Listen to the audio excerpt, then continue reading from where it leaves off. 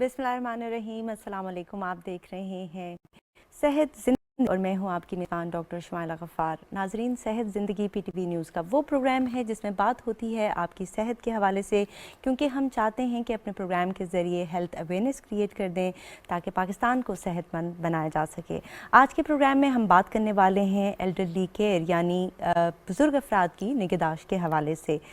Ageing जो है वो एक नॉर्मल प्रोसेस है और हम में से हर शख्स को इसमें से किसी ना किसी दिन गुजरना होगा।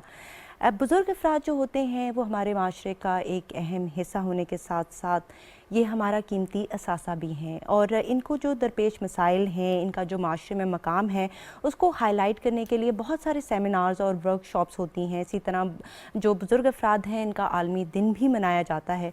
वैसे जो इनकी इज़्ज़त व तकरीम है वो तो हर दिन ही हम पर फ़र्ज़ है, लेकिन इस दिन को मनाने का मकसद ये होता है कि जो हमारी ज़िंदगियाँ बहुत ज़्यादा बिज़ी हो गई हैं, इसमें it acts as a reminder, हमें याद दिलाया जाता है कि जो हमारे बुज़ुर्ग अफराद हैं या हमारे वालिदैन हैं तो इनको एक एक्स्ट्रा केयर की ज़रूरत है।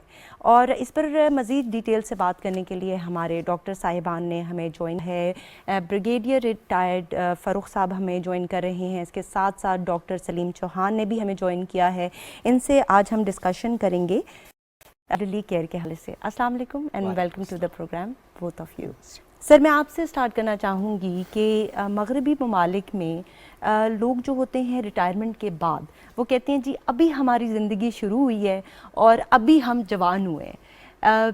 और हमारी तरफ ये देखा गया है कि 65 साल में जब एक बंदा रिटायर होता है तो उसे कहते हैं कि तुम तो रिटायर हो गए हो, अब घर में बैठ जाओ। तो ऐसा क्यों है? हमारे रवैयों पे ज़रा आप बताइएगा। असल में हमारे रवैयों में ये है कि हम लोग बहुत दफ़ा बुज़ुर्गों से काम करवाने को, या अगर बुज़ुर्ग काम कर रहे होते हैं तो हम लोग बाद दफ़ा बच्चे इसमें शर्म महसूस करते हैं कि लोग क्या कहेंगे कि हमारे वालिद से अभी तक काम कराया जा रहा है। अच्छा। हालांकि ये काम करना उनकी जहनी सेहत के लिए बहुत, जहनी और जिस्मानी सेहत के लिए बहुत ज़रूरी है। उसके अलावा ये कि हमारे माशरे में थोड़ा सा बुज़ुर्गों की तरफ एक फैक्टलिस्टिक एटीट्यूड होता है, जैसे बस अब इन्होंने अपनी ज़िंदगी गुजार ली। हालांकि देखा जाए तो उसी ज़माने में वो ज़्यादा, उनके पास पैसा आया होता है, वो ज़्यादा फारिग होते हैं। हाँ, वो अपनी ख्वाहिशात को ज़्यादा पूरा कर सकते हैं। हाँ। लेकिन उनको एक तरीके से देखा जाता है कि भाई सब इन्होंने अपनी ज़िंदगी गुजार ली। उसके अलावा ये इस वजह से भी है कि जो हमारे यहाँ लोग कभी भी, हम लोग अपनी केयर बचपन से नहीं करते। अच्छा बुढ़ापा गुजारने के लिए अच्छा बचपन, अच्छी जवानी, अच्छा अधेड़न गुजारना भी ज़रूरी है। अच्छा, क्योंकि देखिए बहुत सी बीमारियां जो बुढ़ापे की हैं, इमारत अच्छी होगी तो उसका मुस्तकबिल अच्छा होगा। वो उसी से पैदा होती है ना। हाँ। आपके ज़िंदगी के पुराने रवैयों से आपका बुढ़ापा बनता है ना।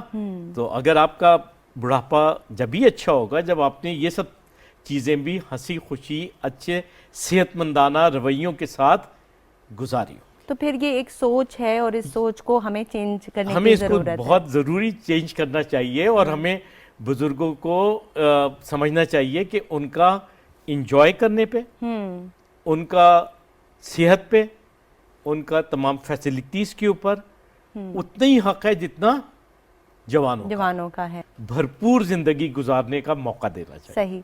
डॉक्टर सलीम, आप बताइएगा कि मगरबी ममालिक की हमने बात की कि वहाँ पर स्पेशलिटी होती है जेरिएट्रिक केयर की, जिसमें बुज़ुर्ग अफराद की बाकायदा जो उनकी सब रिक्वायरमेंट्स हैं उनको एक फोरम के नीचे कैटर किया जाता है। तो हमारे मुल्क में भी ये अवेलेबल है या इस पर काम हो रहा है?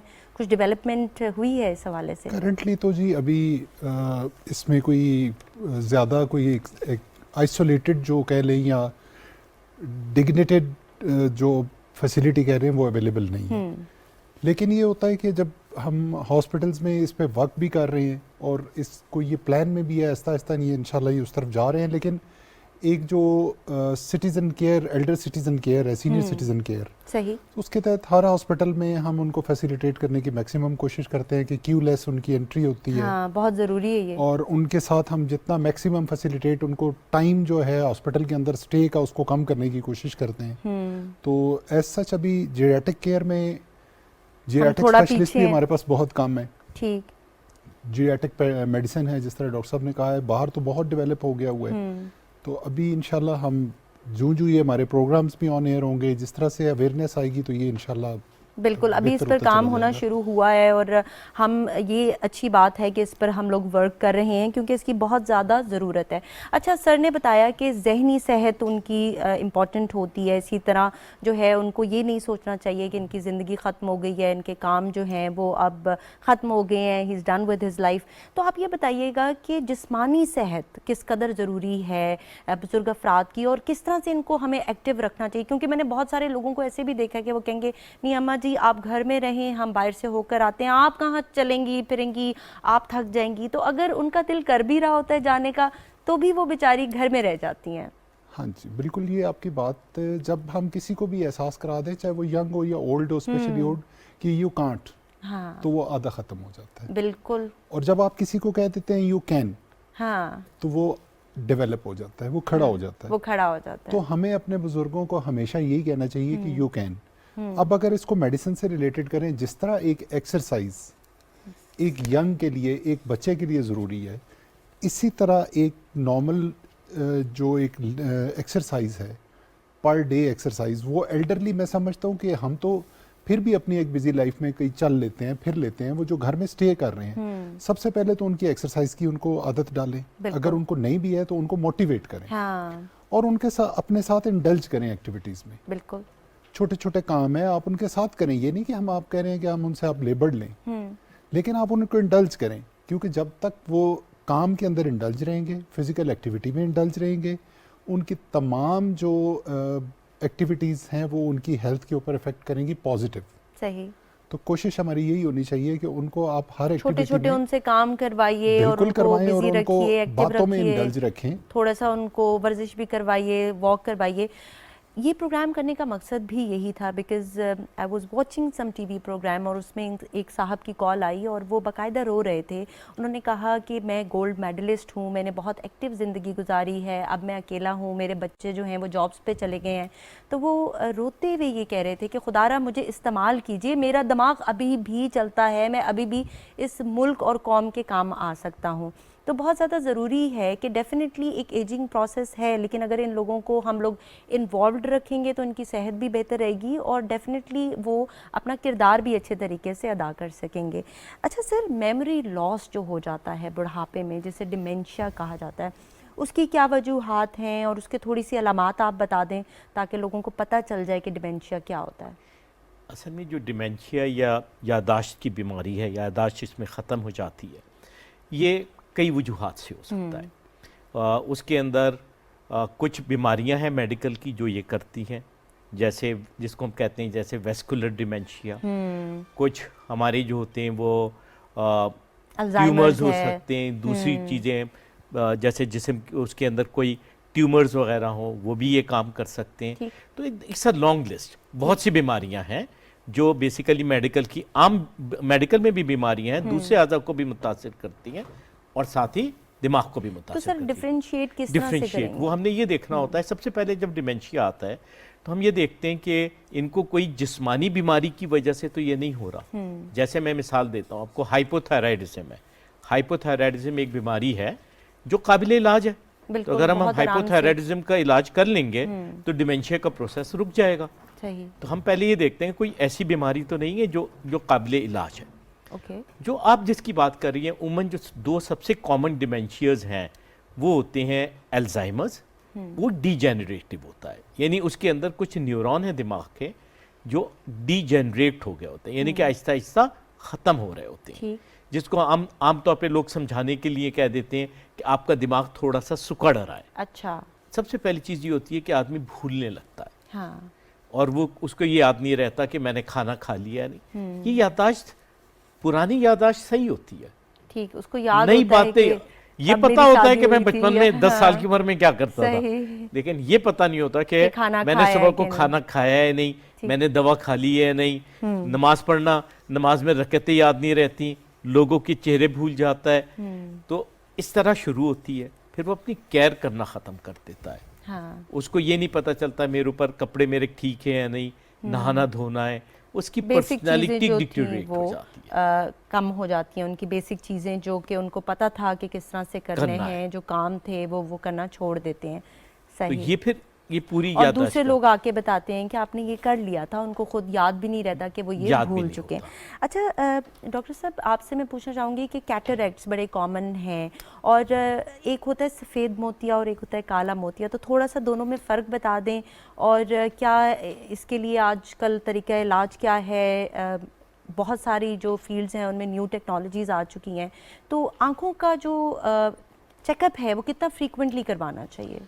جی بالکل ضرور. یہ جو آپ بات کر رہی ہے موتیا، زیادہ کامن تو ہوتا ہے سفید موتیا. ہاں جی. سفید موتیا سے مراد یہ ہوتی ہے کہ آپ کا جو لینس ہے وہ بھی ایک پروٹین کا بنا ہوا ہے، اور پروٹین جس طرح باقی ایجنگ کے ساتھ وہ پروٹین ڈیجنریٹ ہو جاتی ہے، تو اس کی جو ایک شفافیت ہے وہ ختم ہو جاتی ہے. اچھا. تو اس شفافیت کو ختم ہونا اور اس کے اوپر ایک وائٹ لیئر کا آ جانا، بادل کا آ جانا، وہ کہلاتا ہے سفید موتیا. صحیح. اب جہاں تک یہ سفید موتیا کے تعلق ہے، سفید موتیا جو ہے یہ بالکل قابل علاج ہے. اچھا. اس میں ایک نارمل سی 15 سے 20 منٹ کی سرجری ہوتی ہے، اور ایک نیا لینس ڈل جاتا ہے، اور وہ پیشنٹ اسی طرح دیکھنے لگ جاتا ہے، وہ بزرگ اسی طرح دیکھنے لگ جاتا ہے جس طرح وہ جوانی میں دیکھ رہا تھا. صحیح. تو اس لیے جب بھی آپ کسی بزرگ کے ساتھ گفتگو کریں تو آپ اس کی آنکھوں میں دیکھیں، آپ کو باقاعدہ نظر آتا ہے، باقاعدہ اس کے ارد گرد ایک سرکل وائٹ سا بنتا ہوا نظر آئے گا. پھر آپ ان سے پوچھیں کہ کیا آپ کو سائیڈوں پہ کوئی کم نظر تو نہیں آ رہا، دھندلا نظر تو نہیں آ رہا. وقتاً فوقتاً آپ اپنے بزرگوں کے پاس بیٹھیں، ان کی صحت کی آگاہی کے بارے میں مختلف سوال کریں. جتنا ارلی ڈائیگنوز ہوگا اتنا پرومپٹ ٹریٹمنٹ اچھا ہوگا. ٹھیک ہے. تو اب کالا موتیا ہے، کالے موتیے کو گلوکوما کہا جاتا ہے. یہ کلوزڈ اینگل، اوپن اینگل، یہ ایک لمبی لسٹ ہے، اور اس کے پیچھے جو ہے وہ پیتھولوجیکل ریزنز ہیں. اپنی آئی کے اندر کچھ چیمبرز کے بلاکیج کے ریزنز ہوتے ہیں. تو اس میں بھی الٹیمیٹلی یہی ہے کہ جتنی آپ جلدی گفتگو کریں گے اس میں بھی نظر کا کم ہونا، اور جلدی آئی اسپیشلسٹ کے پاس جانا. اس کے لیے بہت زیادہ ضروری ہے ٹائم پہ جانا، اس کو آپ ڈیلے نہیں کر سکتے. سفید موتیے سے بھی زیادہ کالے موتیے میں جلد از جلد علاج ہونا، کیونکہ بینائی جانے کا خطرہ ہے اس میں، یا آپریشن سے. ٹھیک. لیکن پھر بات وہی ہوتی ہے کہ اس کیئر کے اندر آپ اپنے بزرگوں کے ساتھ جتنا کانٹیکٹ رکھیں گے، فریکوینٹلی ان کے صحت کے بارے میں دیکھیں اور پوچھیں. جس طرح کا ٹائم انہوں نے آپ کو بچپن میں دیا ہے، اب آپ نے ان کو دینا ہے. تو جو دیکھنا ہے اور پوچھنا ہے، یہ آپ نے ان کی چیزوں کو نکال کے لانا ہے. صحیح. تو نہ صرف یہ ہے، بزرگوں کے اندر جو ہے نا، وہ بزرگ بھی بالکل دو چیزوں کو بہت زیادہ رسپانس جلدی کرتے ہیں. ایک ٹیمپریچر، ہائی ٹیمپریچر کو، اور لو ٹیمپریچر کو. بہت جلدی وہ ہائپوتھرمیا، یعنی کہ وہ حد جو ایک نارمل حد ہوتی ہے ٹیمپریچر، اس سے نیچے جا کے ان کو شدید ٹھنڈ لگتی ہے، بالکل جس طرح بیبیز کا ہوتا ہے کہ وہ بہت جلدی امپیکٹ ہو اس طرف چلے جاتے ہیں، یا ہیٹ سٹروک کی طرف چلے جاتے ہیں. ڈی ہائیڈریٹ بہت جلدی ہوتے ہیں. ٹھیک ہے. اور ان کو خوراک جو ہے وہ دن میں اسمال بائٹس میں میل چاہیے ہوتے ہیں. تو آپ نے یہ ساری چیزوں کو کلیکٹیولی لے کے چلنا ہے. تو پھر یہ ٹھیک ہے، کمبائنڈ اپروچ لے کے چلیں، ان کے ساتھ ٹائم اسپینڈ کریں، دیکھیں اور پوچھیں. صحیح. بس بہت اچھی بات کی آپ نے. ڈاکٹر صاحب آپ بتائیے گا کہ ڈپریشن بھی بہت زیادہ کامن ہے، کیونکہ جس طرح کہ میں نے ابھی ایک کیس کا ذکر کیا کہ ان کے بچے جو تھے وہ نوکریوں پہ لگ گئے تھے، شادیاں ہو گئی تھیں، تو پیرنٹس لیفٹ آؤٹ فیل کرتے ہیں. اور جس طرح کہ میں نے کہا کچھ اپنے بچوں کے ساتھ بھی رہ رہے ہوتے ہیں، لیکن ان کے پاس ٹائم نہیں ہوتا اپنے ماں باپ کے ساتھ اسپینڈ کرنے کے لیے.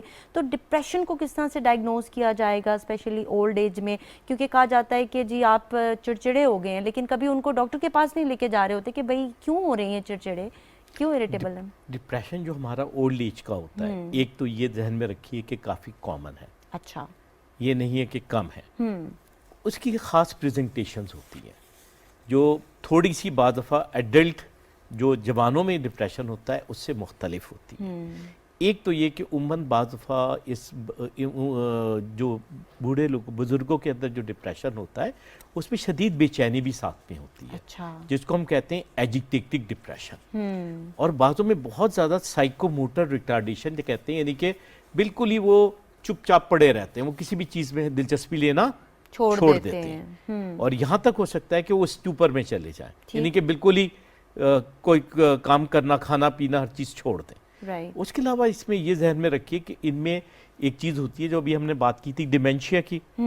بزرگوں میں بہت دفعہ جب ڈپریشن ہوتا ہے تو سوڈو ڈیمینشیا ہوتا ہے. اچھا. یعنی کہ وہ ڈیمینشیا کی طرح لگتا ہے، لیکن جب آپ ان کا डिप्रेशन का इलाज करते हैं तो आपको लगता है कि नहीं यार ये तो ठीक है बिल्कुल, डिप्रेशन की इनको वजह से डिमेंशिया उनको नहीं है, डिमेंशिया हो रहा वो होता है, इतना सूडो डिप्रेशन डिमेंशिया में होता है। चले गए थे कि हाँ। डिमेंशिया लगने लगा था लेकिन असल में नहीं है। हाँ। तो हमने डिप्रेशन के लिए बहुत अच्छी दवाइयाँ हैं आजकल, और इनके लेने में कोई मुजायका नहीं है, कोई मुजायका नहीं है, इसलिए कहना कोई चाह रही हूँ बहुत नुकसानात सारे नहीं है। बुजुर्ग ये कहते हैं नहीं मैं बिल्कुल ठीक हूँ, मुझे डिप्रेशन की दवाइयों पे डाल दिया। मैं उनको इसकी ये बहुत अच्छी बात कहता हूँ, मैं कहता हूँ देखें जैसे लोग आयरन खाते हैं, हाँ। किस लिए आयरन की कमी होती है, तो आप यूं समझ लें कि हम एक आपको दवा ना कहें, हाँ। हैप्पीनेस पिल कह लें, हाँ, वो इसके दे अंदर रहे हैं। सेरोटोनिन भरी हुई है, हाँ। जो आपको फायदा देती है। सही। बाज़ ब्लड प्रेशर हाई है उसकी वजह से मूड स्विंग्स हो रहे हैं, बाज़ शुगर कंट्रोल नहीं हो रही, तो डॉक्टर के पास ले जाना ये आपने ऑब्जर्व करना है बीइंग देयर किड्स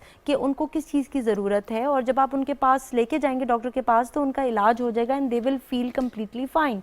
तो ये बहुत ज़्यादा ज़रूरी है। अच्छा सर, हेयरिंग इम्पेयरमेंट भी बहुत सारे लोगों को हो जाती है ओल्ड एज में, और बजाय इसके कि उसका इलाज कराया जाए उनको कहते हैं कि इनको तो सुनाई कम नहीं देता, वो घर वाले बॉदर होना शुरू हो जाते हैं, कहते हैं अम्मा जी आपको सुनाई नहीं दे रहा, आप छोड़ें ये आपके मकसद की बात ही नहीं है, तो वो बेचारे बहुत लेफ्ट आउट इसमें भी फील करते हैं। तो हेयरिंग एड्स इनको लगाई जाती हैं जो वक्त के साथ हेयरिंग इम्पेयरमेंट हो जाती है, उसका क्या इलाज होता है?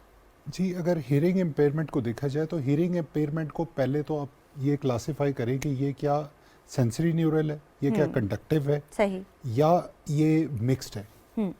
तो अब अगर आप इसको कंडक्टिव में लें, मतलब कोई वैक्स है उनके कान में जो वक्त के साथ साथ एक अंदर ही जनरेट होती है, एक वैक्स टाइप मटेरियल होता है, वो जब चोक कर लेता है तो हियरिंग कम हो जाती है।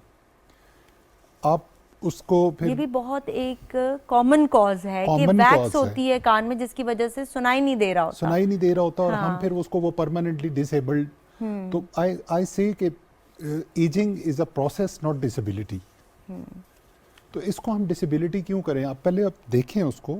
लेकिन बात वही है कि जब आप बुजुर्गों के साथ टाइम स्पेंड करेंगे तो खुदारा जिन्होंने आपको सारी जिंदगी दी है, अपने एक दिन के चंद लम्हात उनको जरूर दिया करें। बहुत जरूरी है ये लम्हात जो है ना वो उनको दोबारा जिंदा करने में और आपके साथ एक अच्छी सेहतमंद जिंदगी और गुजारने में, उस शजर को कायम रखने में जिसकी छांव में आप पले बड़े और रह रहे हैं, उसको ये काम करती है। तो अब हियरिंग का सेकंड वे है कि आप देख रहे हैं कि कान उनका, डॉक्टर साहब को आपने ईएनटी वालों को दिखा लिया, सही, उन्होंने कहा जी कि कान में बाज़ाहिर तो कुछ नहीं है, उसके पीछे कोई ऑडियोग्राम्स हैं और इस तरह के कुछ छोटे छोटे टेस्ट हैं जिससे वो क्लासिफाई होता है कि क्या ये सेंसरी न्यूरल है, क्या सेंसेस जो नर्व्स हैं, जिस तरह एक नॉर्मली बाकी नर्व्स ज़रा कमज़ोर हो जाती हैं, इसी तरह जो हियरिंग की ऑडिटिव नर्व है वो भी कमज़ोर हो जाती है। सही। और ये ना सुनना जिंदगी से दूर ले जाने का बहुत बड़ा एलिमेंट है। हाँ। तो और इसलिए यही उनको डिप्रेशन की तरफ लेके जाएगा और चीज़ों की सबसे तरफ बढ़ लेके के जाएगा। इससे इसके जहनी तौर पे बहुत बुरे असरात होते हैं। एक तो जब भी कोई भी चीज़ इम्पेयर्ड होगी ना सेंसरी, तो आप ये समझिए कि वो आपको डिमेंशिया की तरफ लेके जा रही अच्छा। है। डिमेंशिया की प्रिवेंशन का काम ही ये है कि मोबिलिटी हो, सोशलाइजेशन हो, कोई नए क्रिएटिव काम करें, आप अच्छी खुराक लें, बैलेंस डाइट लें और वक्त पे सोएं। अच्छा, आपने ये बात की कि जी कंपनी की आपने बात की, तो मैं पूछना चाहूँगी कि नर्सिंग होम्स का कॉन्सेप्ट वेस्ट में बहुत ज़्यादा है और वहाँ पर जो एल्डरली होते हैं उनको एडमिट किया जाता है, तो क्या हमारी तरफ भी ये कॉन्सेप्ट है? अब कुछ लोग हैं वो इसके फेवर में नहीं है, वो कहते हैं नहीं हमारे वालिदैन हैं, हम खुद इनकी केयर करेंगे। लेकिन ये जो नर्सिंग होम्स होते हैं या एल्डरली केयर होम्स होते हैं, इसमें एक तरह से तो लगता है उनके लिए अच्छा है क्योंकि वही उन्हीं के उम्र के अफराद हैं, वही बातें चल रही हैं, सब अपने बचपन की, अपने बच्चों की बातें शेयर करें, तो एक तरह से उनको कंपनी मिल जाती है। तो ये अच्छे हैं या बुरे हैं? इसके अंदर दो बातें, एक तो सॉरी मैं हियरिंग इम्पैक्ट में एक चीज़ रह गई थी कि अगर आप हियरिंग एड नहीं लगाते तो बात दफ़ा आप पैरानोया या शुकूक में मुब्तला हो जाते हैं। अच्छा। क्योंकि लोग बात कर रहे हैं और आपको ये नहीं पता चलता ये क्या बात कर रहे हैं, तो बाद दफ़ा आप शक करने लगते हैं। अच्छा। इसलिए हियरिंग को लगाना वो बहुत ज़रूरी है। बहुत ज़रूरी है। अच्छा, अब आजकल अभी पहले लोग इसलिए भी नहीं लगाते थे कि वो सही मशीनें नहीं मिलती थी, अब अच्छी मशीनें आ गई हैं, हो सकता है। अच्छा, ये जो आपका दूसरा सवाल है, ये मैंने हियरिंग, ये मैंने वेस्ट में देखा हुआ है। मेरी बहन चूँकि जेरिएट्रिक साइकियाट्रिस्ट हैं मिनेसोटा में, तो मैं वहाँ पे मैंने नर्सिंग होम्स और ये सब चीज़ें देखी हुई हैं। ओके। और वहाँ पे उनका बहुत अच्छा इंतज़ाम होता है। وہ گھر ایسے ہوتے ہیں کہ اس کے اندر کیئرٹیکرز بھی ہوتے ہیں, پرندے رکھے ہوتے ہیں, ماحول بہت اچھا ہوتا ہے, ایسٹیٹیکلی بہت اچھے ہوتے ہیں, سوئمنگ پول بھی ہوتا ہے, جم بھی ہوتا ہے, سب چیزوں کا وہ خیال رکھتے ہیں. اچھا, آپ نے یہ دیکھنا ہے کہ آپ فیملی کے طور پہ کر سکتے ہیں یا نہیں کر سکتے. اوکے, ڈیفینیٹلی اگر آپ فیملی اور وداؤٹ فیملی میں چوائس کے دیں گے تو family is a better place, کیونکہ اس میں آپ سب کے ساتھ انٹریکٹ کر رہے ہیں جو آپ کے رشتے دار ہیں. ٹھیک, لیکن بعض جگہ فیملی نہیں ہو سکتی, جیسے بچے باہر گئے ہوئے ہیں, بالکل, یا جیسے اور اگر فیملی ہو بھی تو حکومت کو اس کے اندر پوری, آپ ایلڈرلی کیئر کوئی آسان کام نہیں ہے. بالکل, elderly care is a very up ہل ٹاسک, خاص طور پہ جب وہ ڈیمینشیا میں چلے گئے ہوں.